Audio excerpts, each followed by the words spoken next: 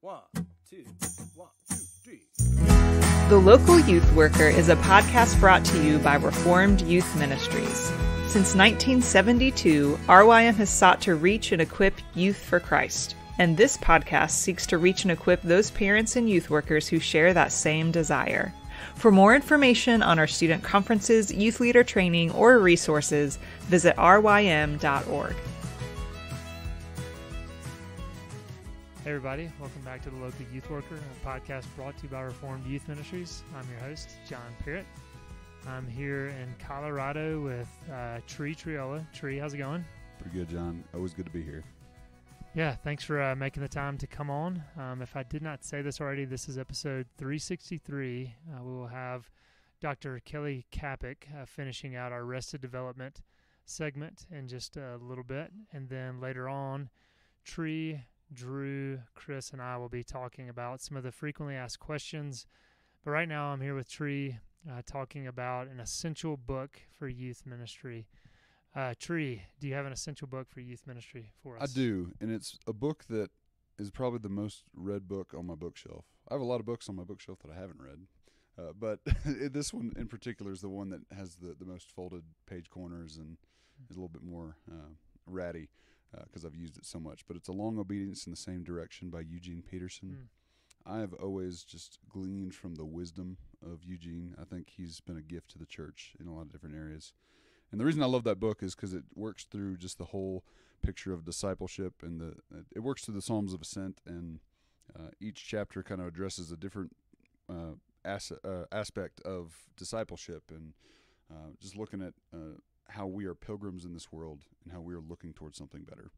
And for me, that has been so transformational and foundational for me, not only as an individual, but also just in my profession. Just looking at how, if I look towards eternity, that actually shapes the way that I act and live today. So whether it's how I have personal worship, or just looking at how can I approach things humbly, that kind of stuff shapes me, because I know that there's something greater that influences how I live now. So I've always loved A Long Obedience in the Same Direction. Yeah, that is one that I've got on my bookshelf. I've heard about it from a lot of people, and I still have not picked it up and read it, and so maybe this will kind of tip the scales for me to finally pick that up. When you say you read it a lot and you've dog-eared the pages and all that, are you intentional of, okay, this is something I want to read through every year, or are you just kind of, you pick it up and read a few pages and kind of ruminate on it a little bit? Yeah, what are your thoughts? Yeah, it's not something I build into my schedule, but it just always seems to be one that I go back to. For many reasons. We actually did it in a men's Bible study this past year, and we kind of worked through not all the chapters, but most of them. But it's always just a book that I like. If I'm looking for like a easy, short read, I mean, it's really a pretty easy read. That's just the one that I always find myself going back to. Yeah, no, I like that suggestion a lot, and I like too how it ties in with our discussion a little bit later about just being a real pastor as a youth worker. So that's a discussion that we'll have, because it's it's not a quote unquote youth ministry book, but definitely one anyone in student ministry needs to read through, just based on what I've heard other pastors say about that book. So thanks for sharing that, Tree. Yeah, right now, here's Dr. Kelly Kapic.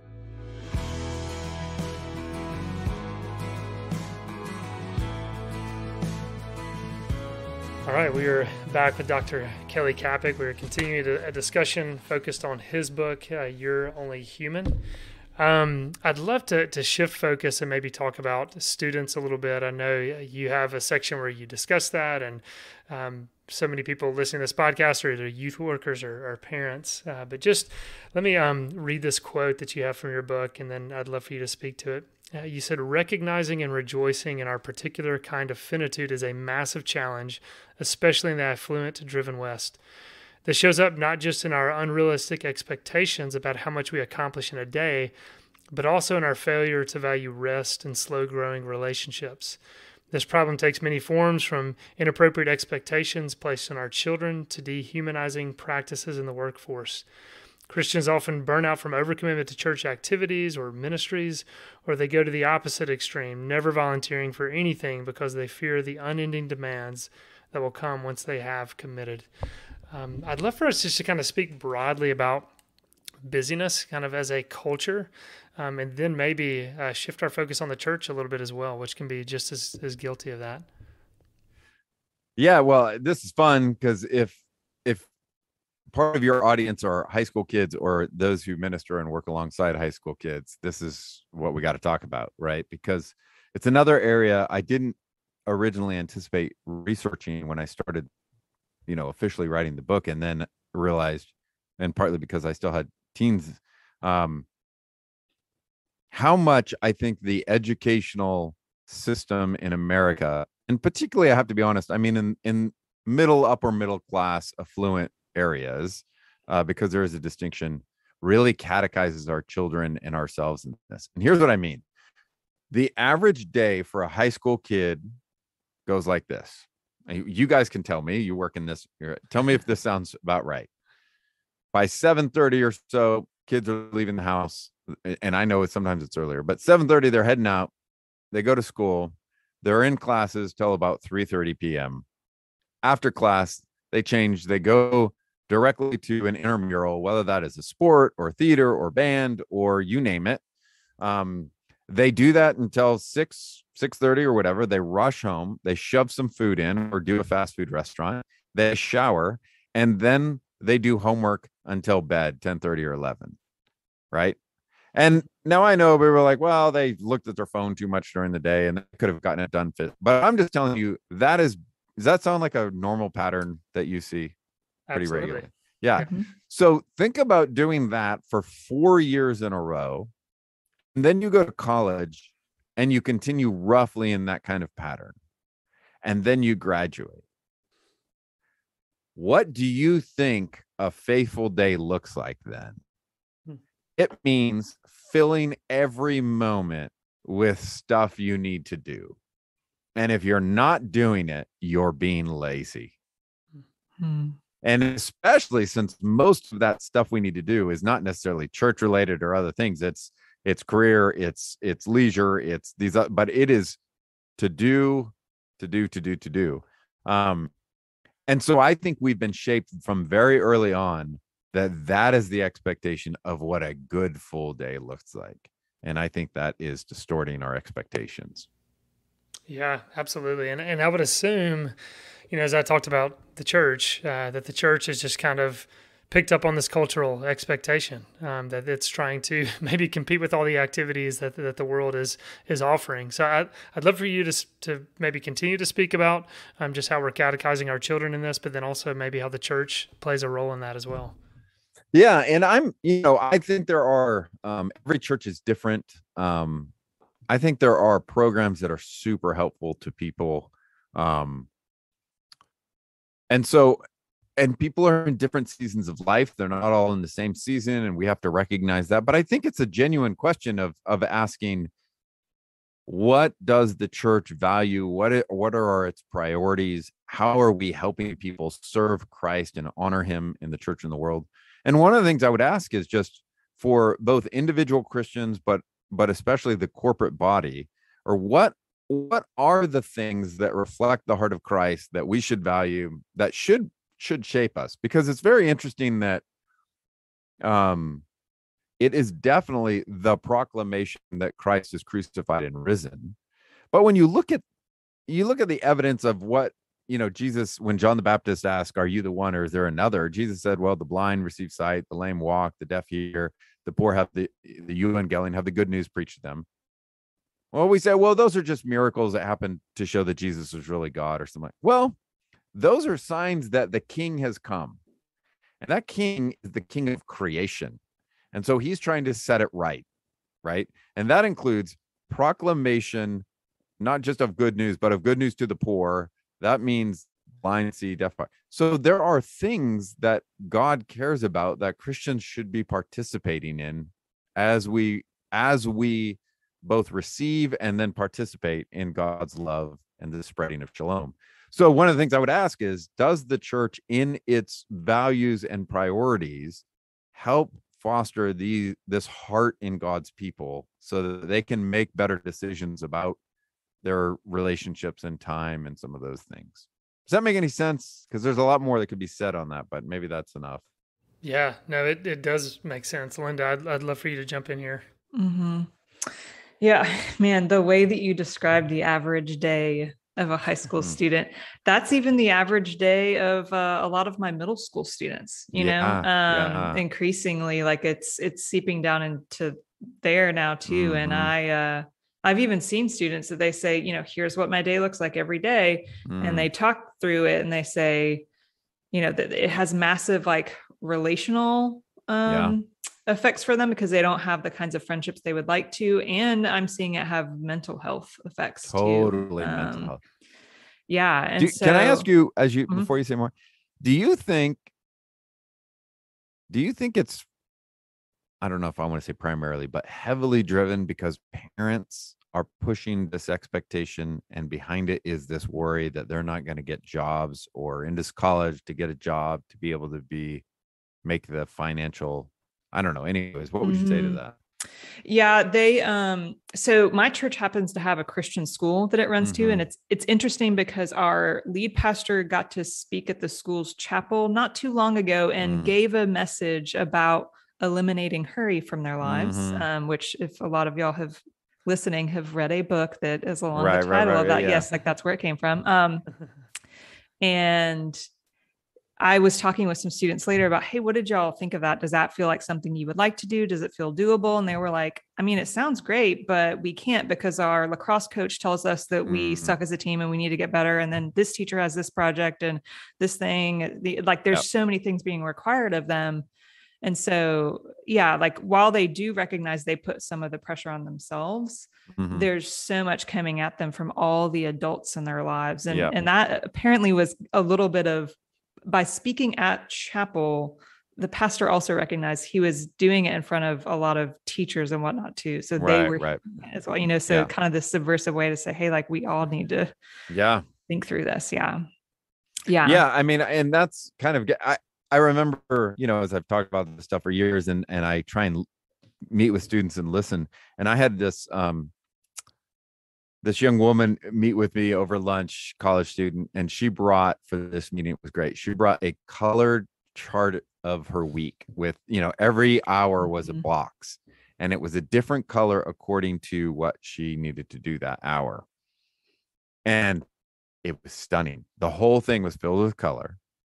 And she said, if here is me trying to do everything that you professors and others that I respect tell me I should be able to do in a day, in a week, right? So you guys say, well, you should get 8 hours or more of sleep. You even need more than that, but just 8 hours of sleep. When we say you shouldn't shove food in your mouth, you should sit down, have a meal with people, you should study this much for out of class for every hour you're in class. You should. And when you looked at it visually, you realized it's literally impossible. And so that's where the aha moment is. But most of us just don't have the courage to get there. We feel guilty about not doing what, if we actually map it out, is literally impossible. And part of what I found interesting is just recently, Oliver Berkman, who doesn't, and from what I can tell, is not a Christian. He's written a number of best-selling time management books. He wrote his most recent book is called 4,000 Weeks. And what 4,000 weeks means, that's the average lifespan of someone in the West today.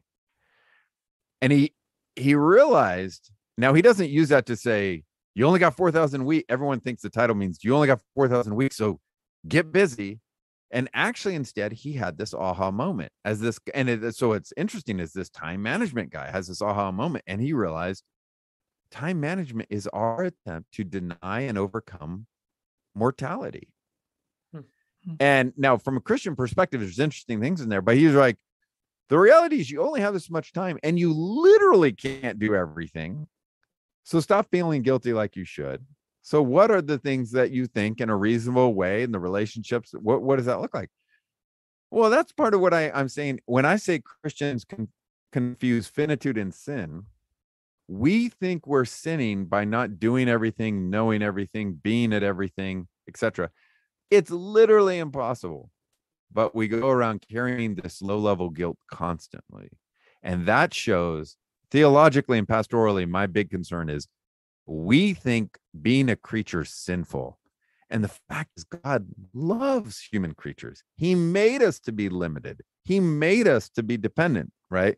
There's a whole nother chapter on humility. And I think we've misunderstood humility. And a test of that is when you ask most Christians, why should we be humble? We say, well, because we're sinners.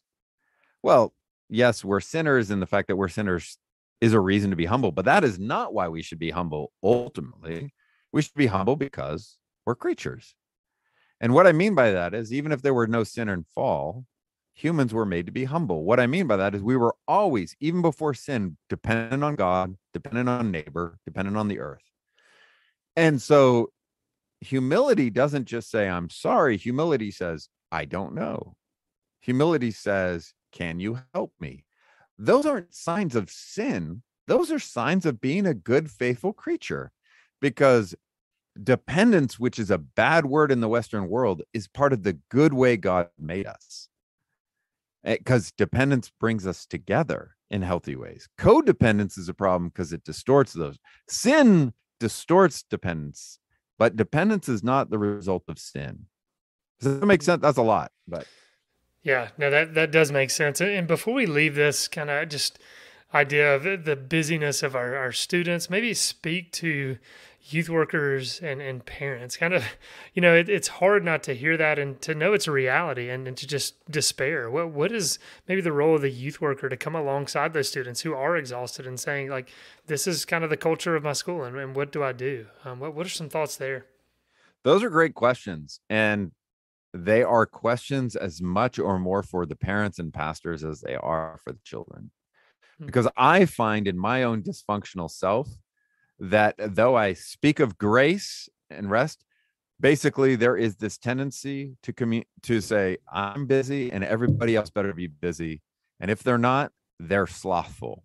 And we don't tend to call people that or say it directly, but we communicate it.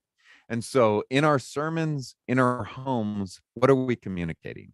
Right? So if we just jump to the youth and say, hey guys, it's okay to rest. They're like, well, is it? Because you have to convince my mom and dad first. And you have to convince my youth pastor first, right? And the one thing I'd say to youth ministers, that I say to myself, say to ministers, is here's the test of whether or not we have a healthy view of our finitude. Do we pray? And I know all of us know we should pray more. But I've really come to believe when we're living in denial of our finitude, we don't tend to pray, because if we're honest, prayer is just a waste of time.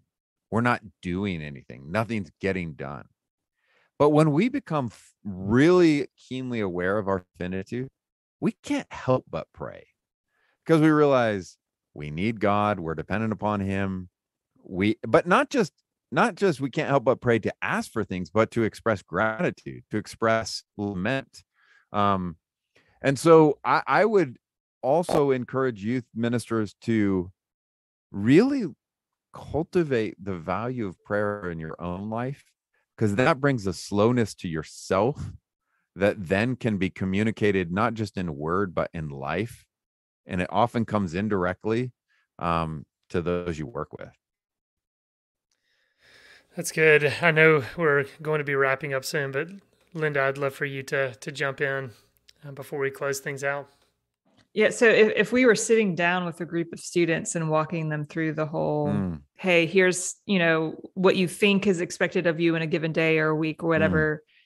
And we are trying to lead them to, okay, but what does it look like to actually live at a pace that honors our human limits? How would you have that conversation with them? What would you lead them to? Yeah. Well, I would probably circle around to faithfulness again. Part of what's so frustrating about this for us is that there's no simple formula. So the truth is, there are a lot of kids who are getting A's and are slothful because it's easy for them. They're not, and there are other kids that are getting B minuses and being faithful. And so there's not a simple, that's why even like, well, it's okay to get lower grades or whatever. It's not even that simple, right? So it is it is trying to help them say, okay, guys, when you say you study for an hour, have you just stared at your phone on and off for 40 minutes? Right. Um, but I guess, Linda, to go to your question, here's often what I find myself now talking with students about. We tend to blame smartphones and Netflix and binge watching for these problems because we're quote unquote wasting all this time. I've actually started to put that on its head and go, why is it we are so attracted to binge watching and just surfing or flipping through things on our phone endlessly? And rather than thinking those things are the cause of the problem, I now see that they're the sign of a deeper malady. They're a way of escaping or getting out of this constant sense of I gotta perform. And so if we just keep ourselves distracted, we can escape that. So I would want to kind of indirectly go, why do we? Because students, you guys know, students could be way more organized in their life. They don't have to go to bed at 10:30 at night, but what is it that's affecting them and this whole thing? That's what I would be exploring.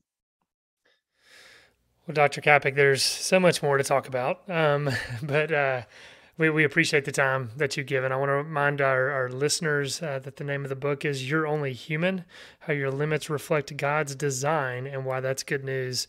I cannot thank you enough just for your time to come on and talk about this very important subject. Thank you for your work.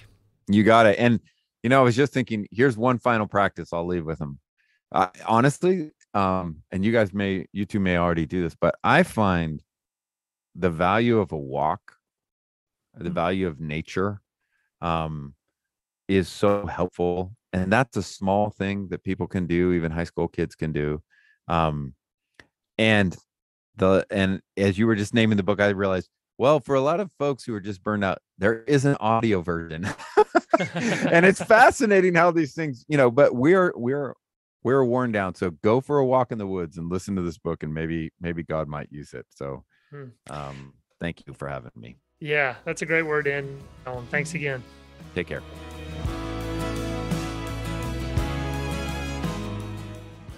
Hey everybody, welcome back. I am here with 3 guests. Let's try to introduce ourselves. I'll start this way. What's up? I'm Chris Holland. I'm the unordained director of youth ministries at Catalina Foothills Church in Tucson, Arizona. Thanks for having me.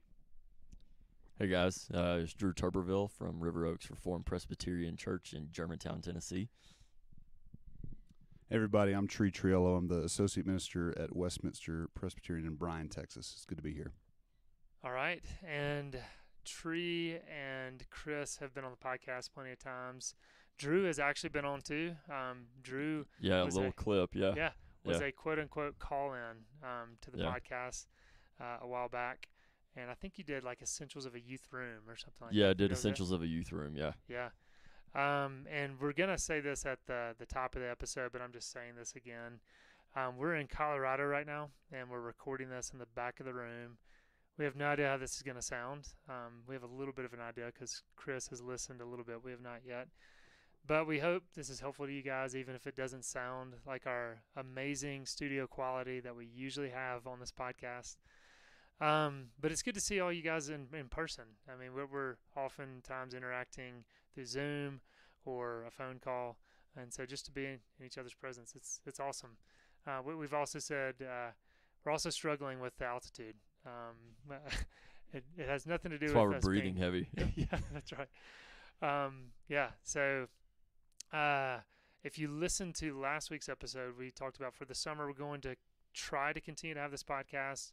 And we're going to be talking about frequently asked questions, but then also just kind of some general questions related to youth ministry. And a lot of these apply to parents as well. So those parents who are tuning in, it won't solely be focused on youth ministry. But guys, let's jump into a question. Maybe the most frequently asked question youth workers get is the question, when are you going to be a real pastor, or something along those lines? Chris, Drew, Tree, have you ever gotten that question? All the time, and I'm happy to get that question, and I never want to be a big boy pastor, actually. I mean, I don't know about y'all, but like seriously, like there's a certain freedom in youth ministry that you have where you're kind of go under the radar. You're not the one that everybody is looking at unless you like make a big boo boo, but you're oftentimes you are the most often forgotten about. So if your personality type is one that really likes freedom, likes to ride on the radar, you like the girl that works with me, Lindsay. She's like, Chris, you are very much a surfer. You like riding waves that come to you. I am a sailor. I like charts. I like knowing where I'm going. I like being able to see the sun. Well, in youth ministry, I love surfing. Like, I just love riding the wave. And I don't feel like you can really do that as a senior pastor or a big boy pastor, quote unquote, like the big church guy or whatever. So I love it. I'm totally fine saying, I don't ever want to be a senior pastor, an adult pastor ever, and I want to die doing this job. So I don't know. What about you guys? Yeah. You hear that too? Yeah, I've gotten that question. I got it as recently as last night in our church small group. And the kid meant well, but at the same time, it was like, I am a real pastor. Like you were at my ordination service. Your dad is an elder and laid hands on me. But yeah, it can be kind of insulting a little bit. Like if a parent, how about say grown up, if a parent asks you like, when do you want to be a real pastor? And you're actively like shepherding and pastoring their student, but the senior pastor, they are over the whole church and the whole ministry. So I understand the heart behind the question, but, being asked when I'm going to be a real pastor or an actual pastor, like student ministry is practice, but it's not. I mean, we deal with real issues. Mm-hmm. Like, we deal with cutting and addiction and anxiety and every issue under the sun. So it's very much a real pastoral position. What about you, Tree? Yeah, and I think we'll jump into some of those real issues too. That's good you're bringing up. But yeah, Tree, what about you? Yeah, I've never actually gotten this question personally, but I've known plenty that have. And my answer to it is, and it's easier said than done, but that's just something that you kind of just have to brush off and not ignore, because it does sting, right? It is hurtful. But the Lord loves me. My security does not depend on something that a student says. Like if that was the case, I would have been out of the job 10 seconds after I started. So I think it's something we have to be able to just put aside and be like, you know what, I know they probably didn't mean that to come across the way that it did. And maybe they do it just to push your buttons too. I know that we have those students in our ministries, but sure. I think it's something that we have to really just not take too personally, even though it does hurt. But you have to figure out how to allow the Holy Spirit to relieve you of that insecurity. Yeah, but I think it is. I mean, to me, it's all about the timing. It's like, okay, what's going on in life when that student asks that question? Sometimes, and especially if you do youth ministry for a long enough period of time, you do just kind of get a thick skin to it, and you realize, okay, that's going to be a question they ask. And sometimes it's really kind of an innocent question. They're kind of, because I guess maybe a sub question to this is, what do you do all day? Or I even get, so youth ministry is your full-time job? Like, you don't do something else? It's like all in that category. I've gotten those, and sometimes I just kind of laugh it off. Sometimes it's, okay, they're a teenager and they just don't understand how involved this job is. But I think I can't remember which one of you just said this. Sometimes, when it's a parent, that's when it hurts a little bit more. And sometimes you can tell the parent is even aware of the question and they're trying to ask it more subtly of like, is this what you want to do? Or you wanted to do, something else? You can see them kind of getting at it, and that's where it does kind of hurt a little bit more, because I don't know about you guys, but for me, I felt called to do student ministry long term. And I mean, even in my role with RYM, I'm still doing youth ministry, just in a different capacity. So yeah, what about you guys with kind of parents asking the question and all that? Any reaction to that? Yeah,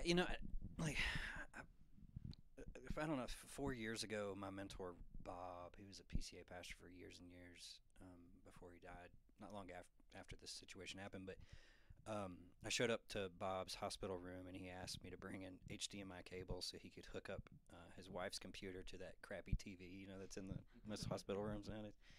And so I'm hooking it up, and I'm running wires across the thing, and Bob's in his chair, and he's like pointing and telling me to do this or that. He doesn't know the difference in a DVD player and a toaster oven, but so he's like telling me what to do, and a nurse comes in and she says, "Bob, is this your son?" And Bob said, "No, it's my pastor." When he said that to me, I think I started getting teary-eyed because it was a really meaningful thing where I think for a long time I could say to myself, man, who cares? You don't have to be a ordained pastor with a college degree and a seminary degree and all this stuff in order to be a credible minister of the gospel. But I think when he said that, he actually poked a hole in my insecurity, and it was the most encouraging thing someone had ever said to me. So if you're a pastor listening to this or a parent listening to this, go and acknowledge. I think you should acknowledge the youth ministry and the ministers that are working with your kids and in your church, and start to acknowledge who they are and say, this is a minister of the gospel and we're proud of them.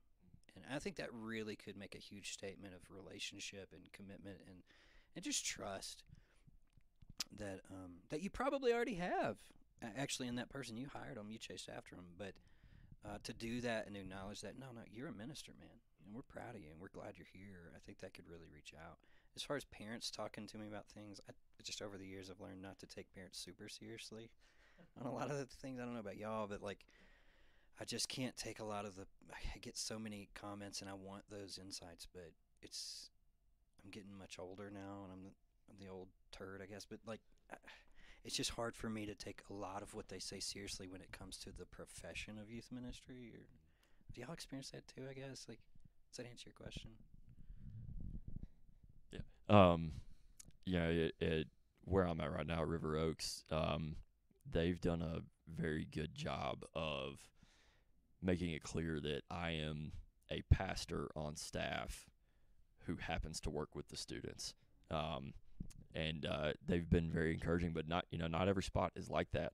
I've been a couple of places and heard of other places where you're the youth guy, that's where you stay. But I've always said that student ministry is equal parts ministering to the students and ministering to the parents. You got to pastor the parents as well, because statistically your students are in the car more with their parents during the week than they are with you. So if you're not doing things actively to equip and teach and disciple parents, then you're cutting off your legs from underneath you in ministry. So having a parent say, when are you going to be a real pastor? Again, the heart behind that is, I've always interpreted that as, do you want to do student ministry forever, or do you want to move into something else one day? And and that's a legitimate question. Just the wording might be off. So you just got to understand who you're talking to, and run it through the proper filters. Yeah, no, I think that's a good word. And Joe, I'm similar with you. I was in a very ideal, church, Pure Orchard Pres, and specifically had a senior pastor that said things of, you're a pastor in this church, and he would want to get me in the pulpit to preach, so the congregation would see that, as well as have me at session meetings, because he wanted to kind of educate the whole congregation of, look, you're not a second-rate pastor just because you're with youth workers. So I think there are times where yes, it can sting when you hear that. Sometimes we can chalk it up to just kind of ignorance of the calling, from students to parents asking that question. But it can discourage at times for sure. And before we get into maybe some encouragement, I know too, Drew, you were listing some of the issues that we deal with. I know, that's something my senior pastor, I think, actually said to me of, sometimes you, John, are dealing with things we haven't dealt with yet as senior pastors because of the culture that you're growing up in, or these students are growing up in. And so, that's just kind of another way in which, this is real ministry, and we were seeing very hard, sobering things at times. Just those youth workers that are listening out there, kind of saying that for encouragement. And along those lines of encouragement, another question that we want to get at is, what scripture encourages you when you're discouraged? Well, we know any ministry is hard, and not just ministry, but just life in a broken world. Those who are, listening to this who aren't in full-time ministry, no matter what job you're working, that's your ministry. You're ministering to people. If you're a husband, if you're a wife, you're ministering to your children and spouses and all that. So ministry is going to be tough, whatever it looks like in your life. And so, guys, maybe some scriptures that you've looked at when you're feeling discouragement. Trey, you got one? Absolutely. I have always loved and appreciated Psalm 126, and because it juxtaposes good days and bad days right next to each other. And Lord knows, in youth ministry, it's almost like an even switch between a good day and a bad day. But I just want to read it since it's only 6 verses. When the Lord restored the fortunes of Zion, we were like those who dream. Then our mouth was filled with laughter and our tongue with shouts of joy. Then they said among the nations, the Lord has done great things for them. The Lord has done great things for us, and we are glad. Restore our fortunes, O Lord, like streams in the Negeb. Those who sow in tears shall reap with shouts of joy. He who goes out weeping, bearing the seed for sowing, shall come home with shouts of joy, bring his sheaves with him. And the thing I love about this psalm is it's one of the psalms of ascent. So they're going up to Jerusalem. They're singing this song, and they're remembering all the things that God has done for them. And there's joy, right? In the first 3 verses, there's great joy because they've been freed from exile, and they're on their way to where they feel like they belong. And you have things like laughter and joy, and proclaiming that the Lord has done great things for them. And then there's a switch in verse 4 that there's almost like a remembering of all the bad stuff as well, but also remembering the good things that God has done for them to get them through those. So that's always been encouraging to me, especially this whole theme of weeping and sowing at the same time. Our work, that's youth ministry right there, just working in tears. But we get really good at hiding the tears so that nobody else sees them, at least on our best days. But the whole thing about sowing in tears will reap with shouts of joy. That has been such an encouraging, strengthening for me. He who goes out weeping, bearing the seed for sowing, will come home with shouts of joy. Like, that's just a reminder that we are on our way to something beautiful and good in heaven, and that is what gets us through the day. Yep. I love the psalm. And there's a wonderful song that goes along with this that I've always appreciated hearing in worship. But yeah, that's a passage that's always been a deeply encouraging one for me when I'm ready to throw in the towel. Y'all watch Flight of the Conchords? Listen to them at all? That one song where it's like, I'm not crying, it's just raindrops on my face. I've been cutting onions for lasagna for wine. Yeah, I think the Psalms are like, I've been in, I'm just going one straight chronologically, and I'll take 3 verses or 1 verse of the Psalms or the whole section. I've been doing that for about 6 months. I've just been in a hard season of ministry the last 6 months, and I think, man, it's just refreshing because, like what you said, like, it's totally right. Like, the Psalms are the personal book of the Bible, and they're so emotional and so full of, like, relatable topics and pieces and benchmarks, and it's like, and especially when, John, you're talking about being discouraged, where do you go? It's like, well, golly dog, let's talk to the Hallmark guy of discouragement videos here, like David, or, I mean, it's just, I don't know, it's just such a powerful thing to look at. This guy literally was being chased down. This guy literally was dealing with some very deep things, and he was being transparent and honest with those things and just bringing the truth to the surface. And that encourages me to bring the truth to the surface of the situations I'm going through, to talk to people and say, dude, this is not a good season right now, and this is really hard. Whether it's, every good youth pastor is always wrestling with a balance between home and work, and my wife right now is angry. I mean, Amanda she loves me, and we're in good terms right now. But, like, you go through that season where it's really hard to discern who is your master at that given moment. And there's battles, and you don't really know who's on your side. And sometimes people are attacking you or going after you, criticizing you.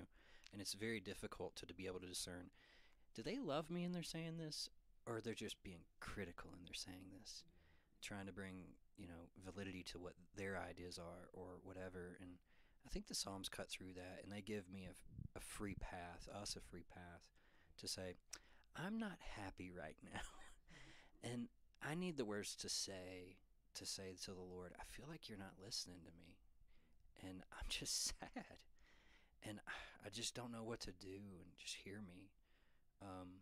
I haven't even found that in poetry or in music a better way for somebody to speak for me in those terms than really how the Psalms are doing in my life right now, honestly. Yeah, sense a theme because I'm in the Psalms too. Psalm 46, 8 through 11, has been one that's very recently been a big encouragement to me. The whole psalm, but these verses, come behold the works of the Lord, how he has brought desolations on the earth. He makes war cease to the ends of the earth. He breaks the bow and shatters the spear. He burns the chariots with fire. And then verse 10, be still and know that I am God. I will be exalted among the nations. I will be exalted in the earth. The Lord of hosts is with us. The God of Jacob is our fortress. And then Selah. So it says Selah 3 times in that psalm. And that's something that I've been trying to build into my life recently, is just a rhythm of stopping, of just absorbing information from Scripture and absorbing information from just being still and quiet. And then verse 10 is everybody know, be still and know that I'm the Lord. And we can put that on a pretty coffee mug or a pretty poster or whatever. But, if you look at the verses before that, he makes the war cease. He breaks the spear. And then he says, I will be exalted. I am God. I will be exalted in the earth. I will be exalted in the nations. And that's humbling for a pastor, because so often we feel like if we don't do something, it's not going to happen. But 46:10 comes in and says, I am always at work. You don't have to be. That's why we go to sleep at night. Like, we go to sleep at night because God doesn't need to. He's working in the lives of our students when we're not around them. We pray and ask and hope to see a harvest, but we'll have students stay in our student ministry the whole time in high school, middle school, high school, graduate, and we see very little growth. And then they go off to college and they find an awesome RUF pastor, and then they grow, leaps and bounds. And then you're like, I did the work. Yeah, then the RUF guy gets to do the work. There's no bitterness here, guys. Yeah. No bitter, no. But it's just so freeing to just know that God is always at work, and he will be exalted. He's going to make sure that his name will be known in the nations, and it's not dependent on what we do and don't do, and that's so freeing. Yeah. Yeah, no. Thanks for that, guys. Yeah, that was good to hear from each one of you. I know we're getting close to time, so quickly, kind of, for me, a verse that I cling to a lot just throughout life, 2 Corinthians 8:9. For you know the grace of our Lord Jesus Christ, that though he was rich, yet for your sake he became poor, so that you through his poverty might become rich. I love it for a lot of reasons. One, it's just the gospel in one verse, and it's so clear. But to hear about the poverty that Christ entered into and the brokenness, and to think of, whatever discouragement I'm going through, whatever low point I'm going through, I shouldn't be surprised by it. That Jesus, clearly you read the Bible, and we shouldn't be surprised by suffering. We shouldn't be surprised by discouragement, by difficulty. Ministry, we're promised that. The Christian life, we're promised to be hated by the world. And so whenever we feel that discouragement, and we think, okay, well, this is what our Savior went through. He entered into this poverty so that, and then the promise in that verse, so that we will have these endless riches that he's accomplished for us. So that's definitely a verse that I cling to. Guys, I know this went by quick. At least it felt like that for me. But for those listening, we're here with 900 students, and these guys have students that they need to be watching over. This is my job. They're and not only that, but these guys are teaching electives too. So it's like they've traveled here, they're teaching electives, they're also keeping up with students, and then they take this time just to sit down and share a little bit. So Tree, Drew, and Chris, thank y'all for taking the time to come on the podcast today. Oh, come and buy without money. Oh, come and feast without pay. For the King has opened his banquet hall to the beggar, the outcast, and the slave. For the King has opened his banquet hall to the beggar,